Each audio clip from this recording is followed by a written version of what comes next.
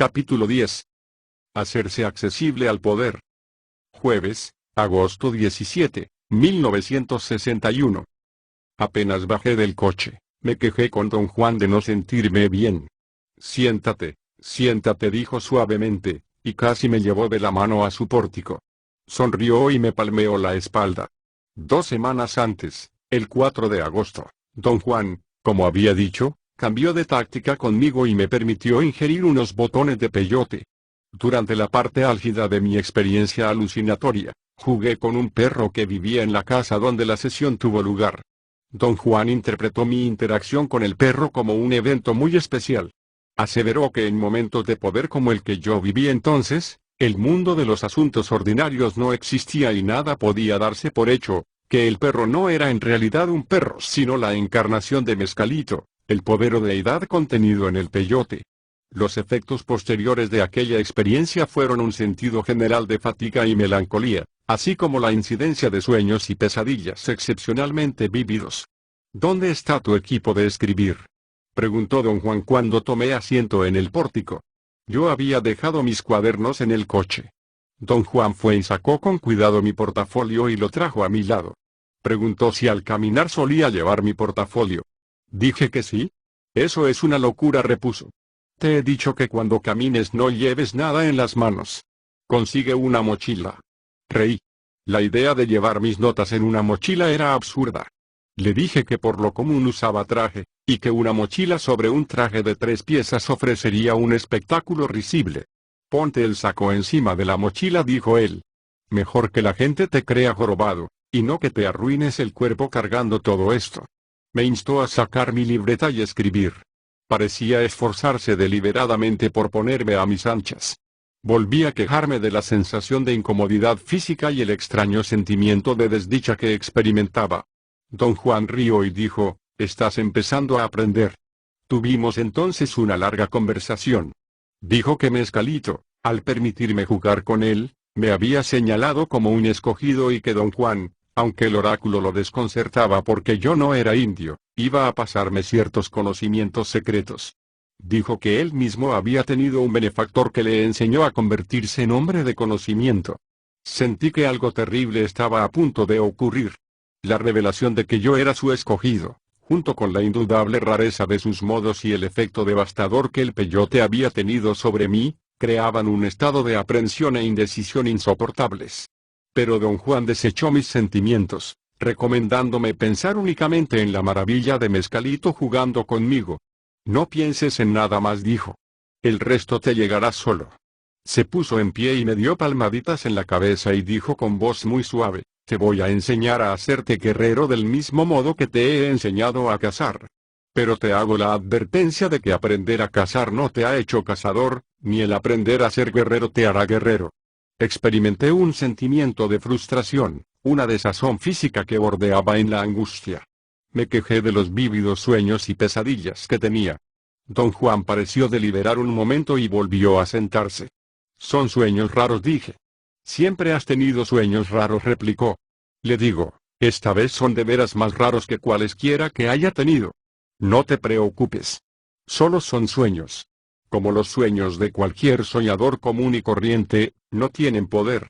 ¿Con qué? ¿De qué sirve preocuparse por ellos o hablar de ellos? Me molestan, don Juan. ¿No hay algo que pueda yo hacer para detenerlos? Nada. Déjalos pasar, dijo. Ya es tiempo de que te hagas accesible al poder, y vas a comenzar abordando el soñar. El tono con que dijo soñar me hizo pensar que usaba la palabra en un sentido muy particular. Meditaba una pregunta pertinente cuando él habló de nuevo. Nunca te he dicho del soñar, porque hasta ahora solo me proponía enseñarte a ser cazador, dijo. Un cazador no se ocupa de manipular poder, por eso sus sueños son solo sueños. Pueden calarle hondo, pero no son soñar. Un guerrero, en cambio, busca poder, y una de las avenidas al poder es el soñar. Puedes decir que la diferencia entre un cazador y un guerrero es que el guerrero va camino al poder, mientras el cazador no sabe nada de él, o muy poco. La decisión de quién puede ser guerrero y quién puede ser solo cazador, no depende de nosotros. Esa decisión está en el reino de los poderes que guían a los hombres. Por eso tu juego con Mescalito fue una señal tan importante. Esas fuerzas te guiaron a mí, te llevaron a aquella terminal de autobuses, ¿recuerdas? Un payaso te llevó a donde yo estaba. Un augurio perfecto, un payaso dándome la señal. Así, te enseñé a ser cazador, y luego la otra señal perfecta, Mezcalito en persona jugando contigo. ¿Ves a qué me refiero? Su extraña lógica me avasallaba. Sus palabras creaban visiones en las que yo sucumbía a algo tremendo y desconocido, algo que yo no buscaba y cuya existencia no había concebido ni en mis fantasías más desbordantes. ¿Qué propone usted que haga? Pregunté. Hacerte accesible al poder, abordar tus sueños, repuso. Los llamas sueños porque no tienes poder. Un guerrero, siendo un hombre que busca poder, no los llama sueños, los llama realidades. ¿Quiere usted decir que el guerrero toma sus sueños como si fueran realidad? No toma nada como si fuera ninguna otra cosa. Lo que tú llamas sueños son realidades para un guerrero. Debes entender que un guerrero no es ningún tonto.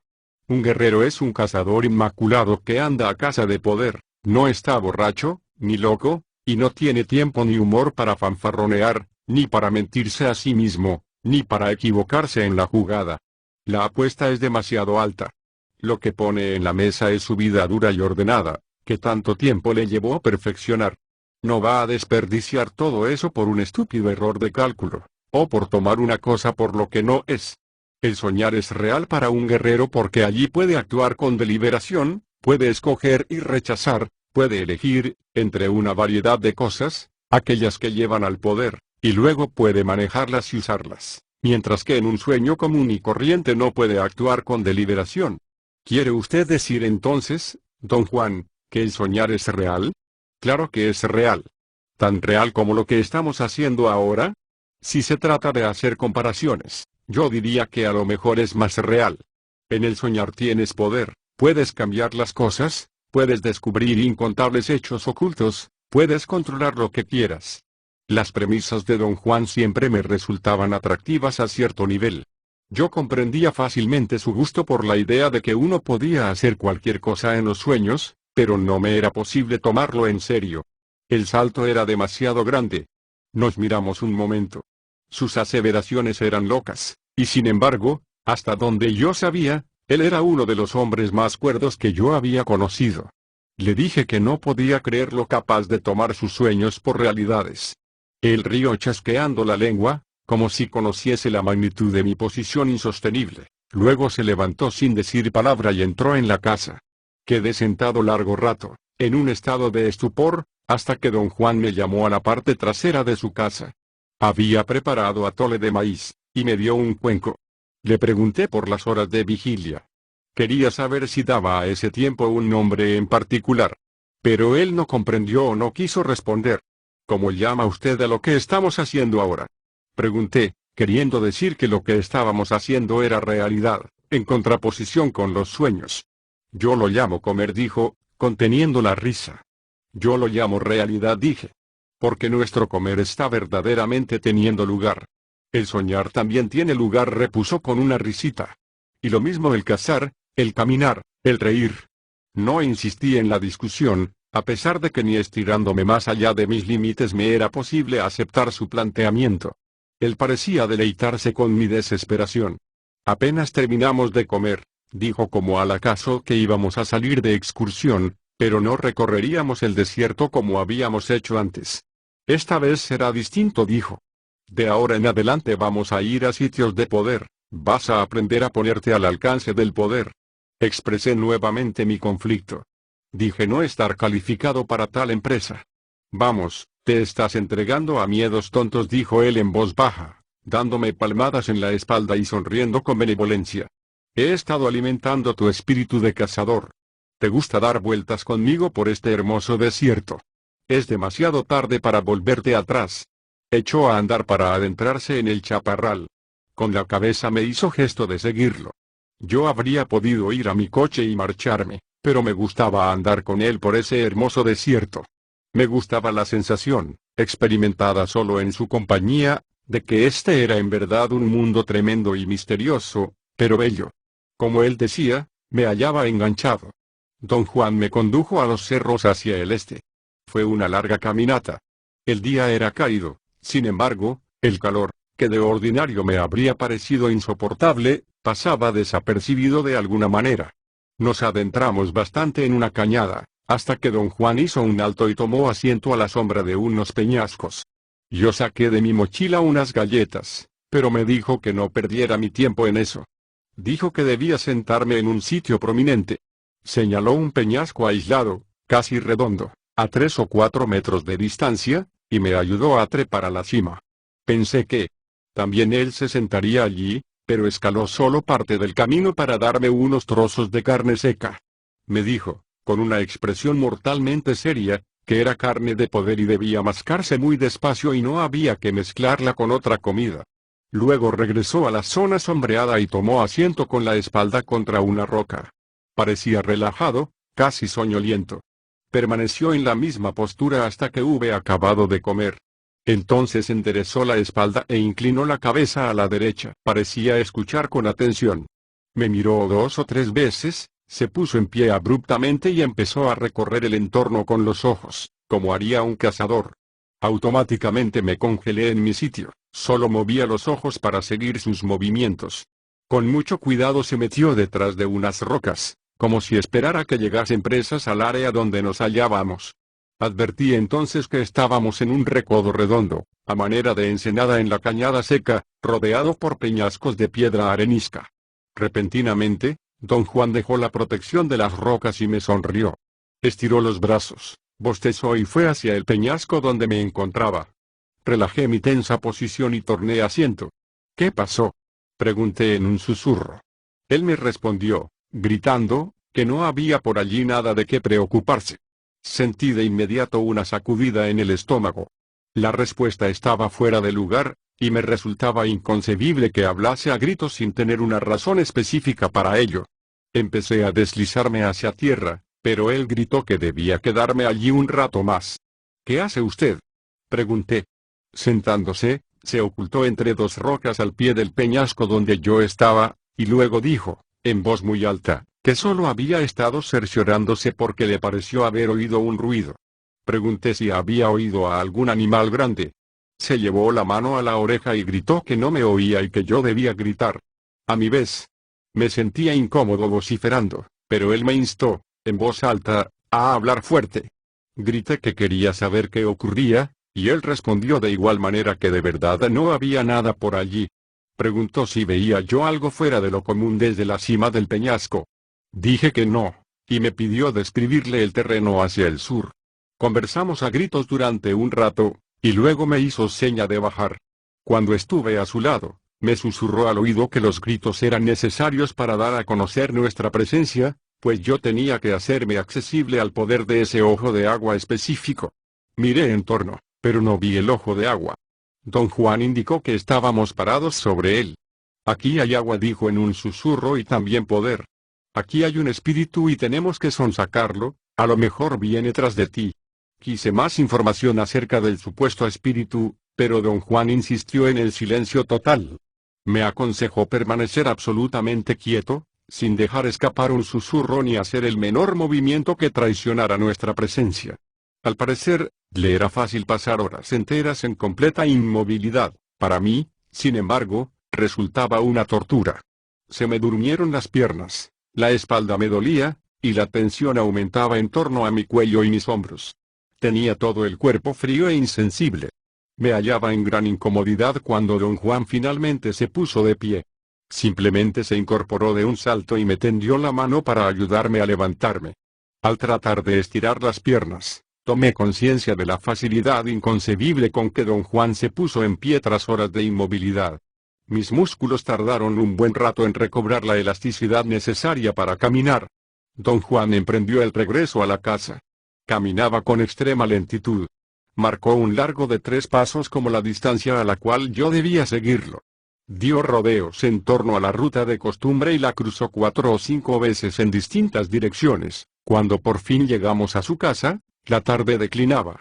Traté de interrogarlo sobre los eventos del día. Explicó que hablar era innecesario. Por el momento, debía abstenerse de hacer preguntas hasta que estuviésemos en un sitio de poder. Me moría por saber a qué se refería e intenté susurrar una pregunta, pero él me recordó, con una mirada fría y severa, que hablaba en serio. Estuvimos horas sentados en su pórtico. Yo trabajaba en mis notas. De tiempo en tiempo, él me daba un trozo de carne seca. Finalmente, la penumbra se adensó demasiado para escribir. Traté de pensar en los acontecimientos del día, pero alguna parte de mí mismo rehusó hacerlo y me quedé dormido.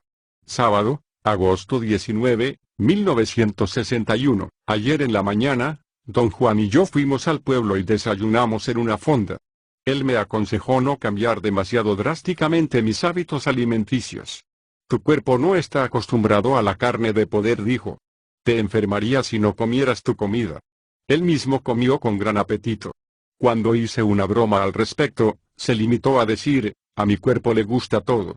A eso del mediodía regresamos a la cañada. Procedimos a darnos a notar al espíritu por medio de conversación a viva voz y de un silencio forzado que duró horas. Cuando dejamos el lugar, en vez de dirigirse a la casa, don Juan echó a andar en dirección de las montañas. Llegamos primero a unas cuestas suaves, y luego trepamos a la cima de unos cerros altos. Allí, eligió un sitio para descansar en el área abierta, sin sombra. Me dijo que debíamos esperar hasta el crepúsculo y que me condujera en la forma más natural posible, lo cual incluía preguntar cuanto quisiera. Sé que el espíritu anda por ahí, al acecho, dijo en voz muy baja. ¿Dónde? Ahí, en los matorrales. ¿Qué clase de espíritu es?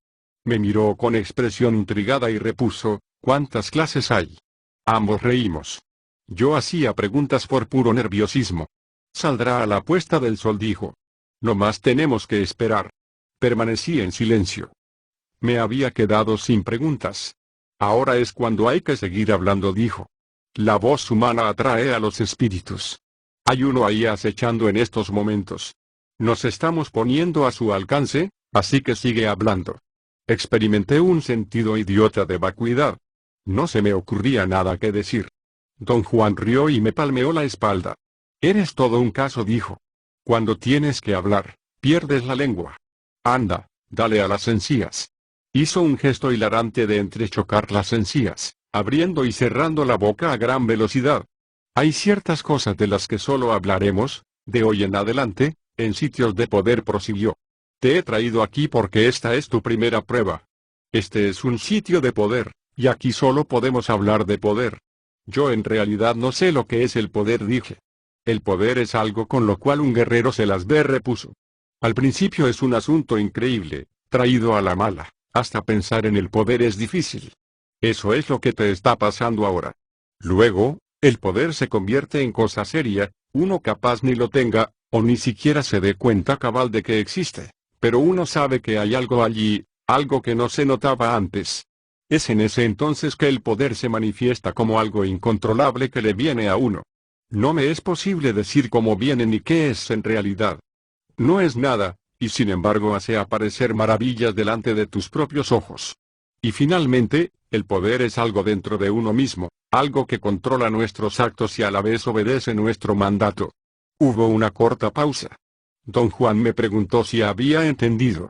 Me sentí ridículo al responder que sí. Él pareció advertir mi desaliento, y chasqueó la lengua. Voy a enseñarte aquí mismo el primer paso hacia el poder, dijo como si me estuviera dictando una carta. Voy a enseñarte cómo arreglar los sueños. Volvió a mirarme y me preguntó si entendía lo que él quería decir. No lo había comprendido. Me sonaba casi incoherente. Explicó que arreglar los sueños significaba tener un dominio conciso y pragmático de la situación general de un sueño, comparable al dominio que uno tiene en el desierto sobre cualquier decisión que uno haga, como la de trepar a un cerro o quedarse en la sombra de una cañada. Tienes que empezar haciendo algo muy sencillo, dijo. Esta noche, en tus sueños, debes mirarte las manos. Solté la risa. Su tono era tan objetivo que parecía estarme indicando algo común y corriente. ¿De qué te ríes?, preguntó, sorprendido. ¿Cómo puedo mirarme las manos en sueños? Muy sencillo, enfoca en ellas tus ojos, así.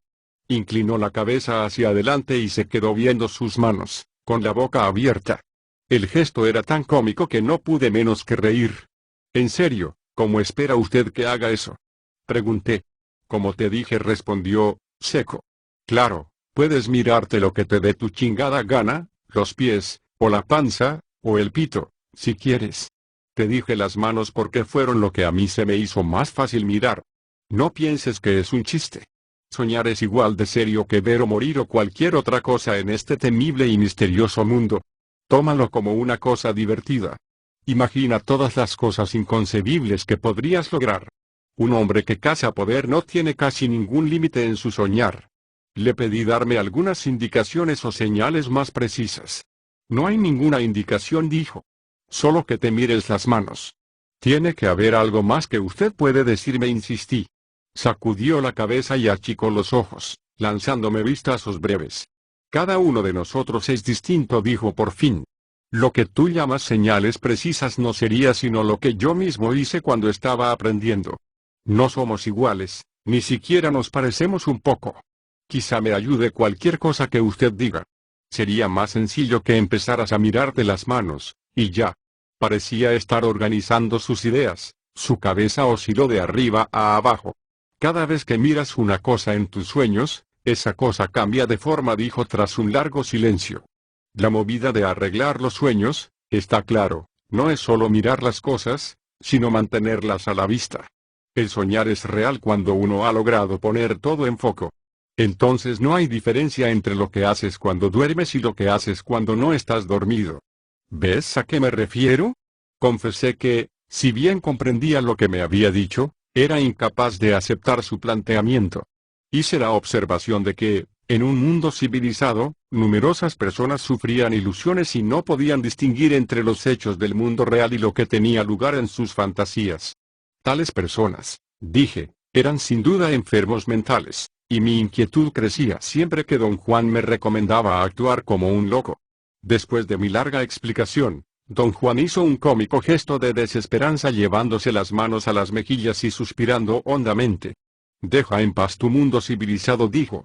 Déjalo, nadie te pide que te portes como un loco. Ya te lo he dicho, un guerrero necesita ser perfecto para manejar los poderes que caza. ¿Cómo puedes concebir que un guerrero no sea capaz de diferenciar las cosas? En cambio, tú, amigo mío, que conoces lo que es el mundo real, te perderías y morirías en un instante si tuvieras que depender de tu capacidad para distinguir qué cosa es real y cuál no. Evidentemente, yo no había expresado lo que en verdad tenía en mente.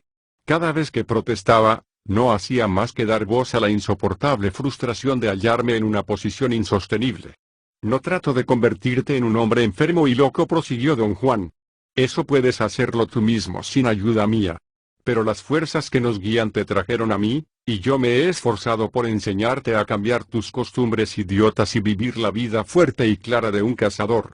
Luego las fuerzas volvieron a guiarte y me dijeron que debes aprender a vivir la vida impecable de un guerrero. Al parecer no puedes. Pero, ¿quién sabe?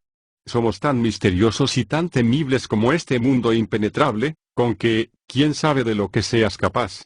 Un tono de tristeza se entramaba en la voz de don Juan. Quise disculparme, pero él empezó a hablar de nuevo. No tienes que mirarte las manos, dijo. Como ya te dije, escoge cualquier cosa. Pero escógela por anticipado y encuéntrala en tus sueños. Te dije que tus manos, porque tus manos siempre estarán allí. Cuando empiecen a cambiar de forma, debes apartar la vista de ellas y elegir alguna otra cosa, y cuando esa otra cosa empiece a cambiar de forma debes mirarte otra vez las manos. Lleva mucho tiempo perfeccionar esta técnica. Me había concentrado tanto en escribir que no había notado que estaba oscureciendo. El sol ya había desaparecido en el horizonte. El cielo estaba nublado y el crepúsculo era inminente. Don Juan se puso en pie y miró de soslayo hacia el sur. Vámonos, dijo.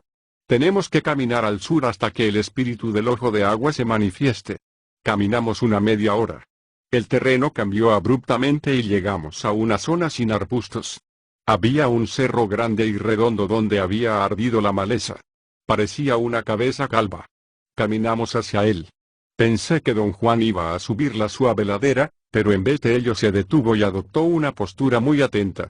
Su cuerpo pareció haberse contraído como una sola unidad, y se estremeció por un instante. Luego se relajó de nuevo y quedó en pie, flácido. No pude explicarme cómo se mantenía erecto con los músculos relajados a tal punto. En ese momento, una racha muy fuerte de viento me sacudió. El cuerpo de don Juan giró en la dirección del viento, hacia el oeste.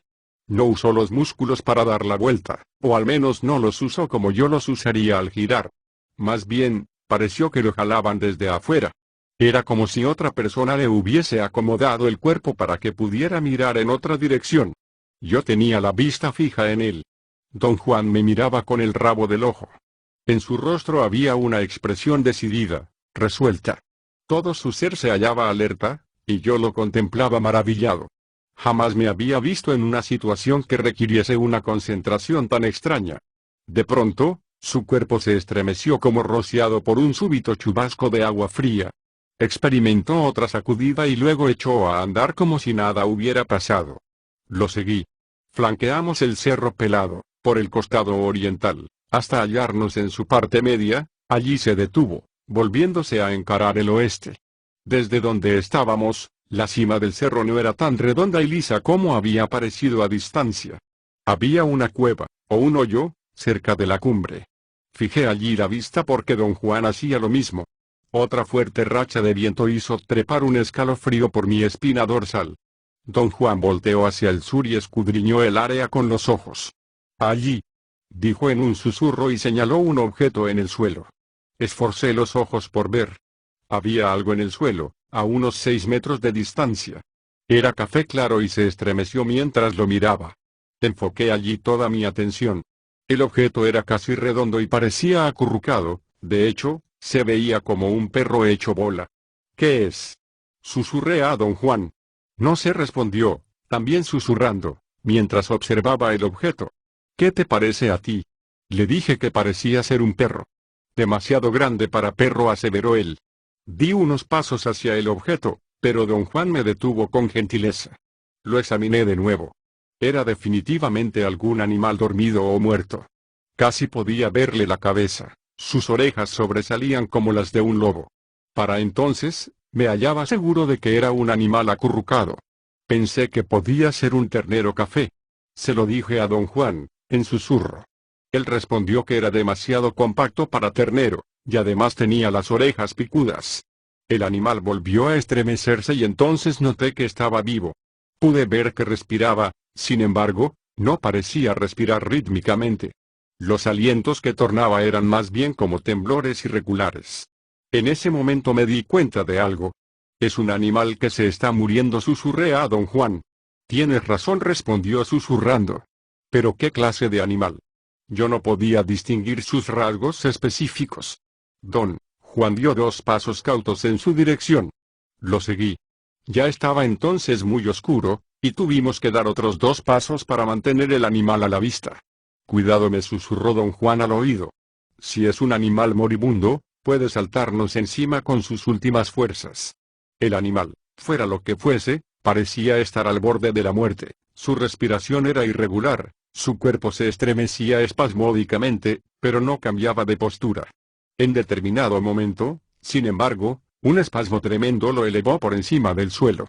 Oí un chillido inhumano y el animal estiró las patas. Sus garras eran más que aterradoras, eran repugnantes. El animal cayó de lado después de estirar las patas y luego rodó sobre el lomo. Oí un gruñido formidable y la voz de don Juan que gritaba, «¡Corre! ¡Corre!». Y eso fue exactamente lo que hice. Corrí hacia la cúspide del cerro con increíble rapidez y agilidad. A medio camino me volví y vi a don Juan parado en el mismo sitio. Me hizo seña de bajar. Descendí corriendo la ladera. «¿Qué pasó?», pregunté, sin aliento. «Creo que el animal está muerto», dijo. Avanzamos cautelosamente hacia el animal. Estaba tendido de espaldas. Al acercarme, casi grité de susto. Me di cuenta de que todavía no se hallaba muerto por completo. Su cuerpo temblaba aún.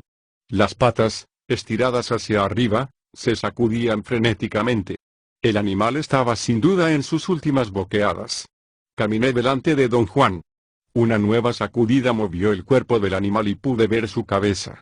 Me volví hacia don Juan, horrorizado. A juzgar por su cuerpo, el animal era a las claras un mamífero, sin embargo, tenía pico de ave. Lo miré fijamente, presa de un horror total y absoluto. Mi mente rehusaba creerlo. Me hallaba atontado. Ni siquiera podía articular una palabra. Nunca en toda mi existencia había visto nada de tal naturaleza. Algo inconcebible se hallaba ahí frente a mis propios ojos. Quería que don Juan me explicara ese animal increíble, pero solo pude mascullar incoherencias. Don Juan me miraba. Yo lo miré y miré al animal, y entonces algo dentro de mí arregló el mundo y supe de inmediato qué cosa era el animal. Fui hasta él y lo recogí. Era una rama grande de arbusto. Se había quemado, y posiblemente el viento arrastró basura chamuscada que se atoró en la rama seca dándole la apariencia redonda y abultada de un animal grande. La basura quemada la hacía verse café claro en contraste con la vegetación verde. Reí de mi estupidez y, excitado, expliqué a don Juan que el viento, al soplar a través de la rama, la había hecho parecer un animal vivo. Pensé que le complacería la forma en que resolví el misterio, pero él dio la media vuelta y empezó a subir al cerro. Lo seguí. Agachándose, entró en la depresión que parecía cueva. No era un hoyo, sino una muesca poco profunda en la piedra arenosa. Don Juan tomó algunas varitas y las usó para barrer la tierra acumulada en el fondo de la depresión. Hay que quitar las garrapatas, dijo. Me hizo seña de tomar asiento y dijo que me pusiera cómodo porque íbamos a pasar allí la noche. Empecé a hablar de la rama, pero él me hizo callar. Lo que has hecho no es ningún triunfo, dijo. Desperdiciaste un poder hermoso, un poder que infundió vida en aquella rama seca. Dijo que el triunfo verdadero habría sido dejarme ir en pos del poder hasta que el mundo hubiera cesado de existir. No parecía disgustado conmigo ni desilusionado con mi desempeño. Declaró repetidas veces que este era solo el principio, que manejar poder llevaba tiempo. Palmeándome el hombro, dijo en son de broma que ese mismo día, unas horas antes, yo era la persona que conocía que era real y que no. Me sentí apenado. Empecé a pedir disculpas por mi tendencia a estar siempre tan seguro de mis supuestos.